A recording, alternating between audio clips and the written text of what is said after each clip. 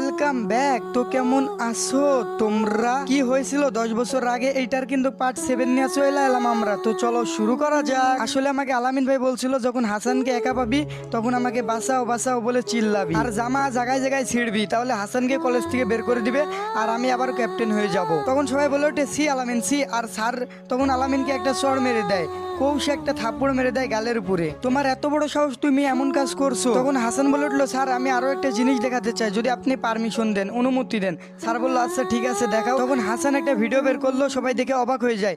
আলামিন একটা মেয়েকে কিস করছে আর এইটা দেখার পরে অরু আসলো, এসে হাসানকে একটা গালের উপর কৌশে থাপ্পড় দিল। আলামিন বলে উঠলো আসলে অরু একদম চুপ থাক, তোকে আমি এতটা বিশ্বাস করলাম সেই তুই আমারে ঠকাইলি, বিশ্বাসঘাতক একটা।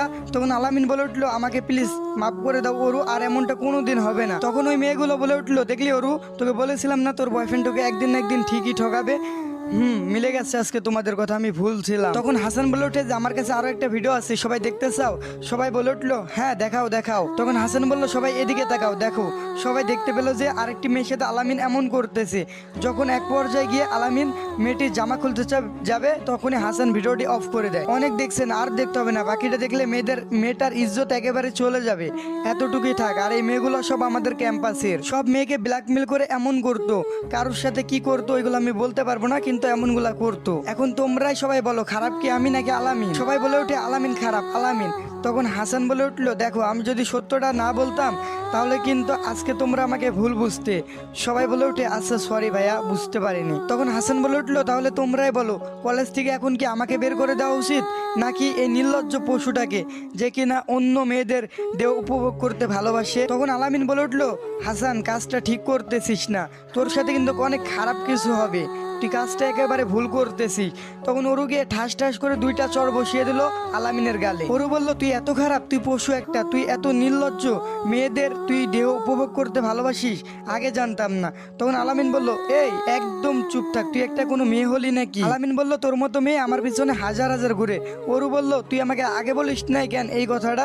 তখন আলামিন বলল আমি তো তোর টাকাকে ভালোবাসতাম, তোকে না, তার জন্য তোর পিছে আমি পড়ে থাকতাম। এইটা শোনার পরে অরু আরো রেগে গিয়ে আলামিনের গালের উপরে আরো 2টা থাপ্পড় বসিয়ে দেয়। তোর মতো ছেলে মেয়েদের সাথে এমন করতেই পারে, আর কিছু করতে পারে না। হাসান তখন সবাইকে বললো এই সবাই চুপ করো, এবার আমি একটা কথা বলি, আমি কাউকে কলেজ থেকে বের করতে চাই না, আমি চাই সবাই বন্ধুর মতো হয়ে থাকুক, আর আমি কারো খারাপও চাই না। আমি শুধু তার ভুলটারে ধরিয়ে দিলাম যেন দ্বিতীয়বার এমন করার কথা কখনোই না ভাবে। এই কথাটি শুনে কলেজের সবাই এবং স্যার হাততালি দিল এবং সবাই বলে উঠলো দেখো কত ভালো ছেলে, তুমি যদি এমনটা মেয়েদের সাথে না করতে তাহলে তুমি তোমার জায়গাটাই থাকতে।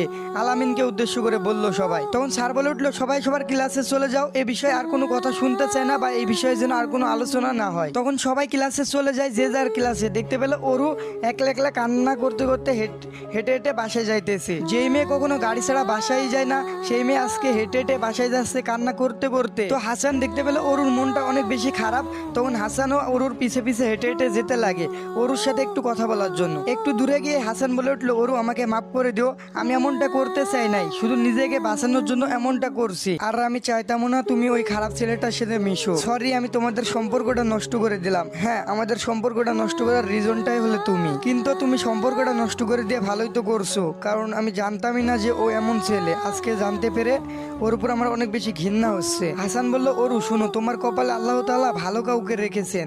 অরু বলল জানি না, আল্লাহ তাআলা তোমার ভাগ্যে ভালো কাউকে রেখেছেন, দেখবা তোমার ভাগ্যে ভালো কেউ আসবে, দেখো তোমার জীবনে যে আসবে সে তোমাকে নিজের থেকেও বেশি ভালোবাসবে। অরু বলে উঠলো জানি না কপালে কে আছে আর কি হবে। হাসান তখন রাস্তা দিয়ে হেঁটে যেতে যেতে দেখে যে সামনে একটা বাচ্চা কান্না করতেছে এবং তার আম্মুর 2 সাইডে 2টা ছেলে। তখন হাসান গিয়ে বললো আপু এই 3টা বাচ্চাই কি আপনার?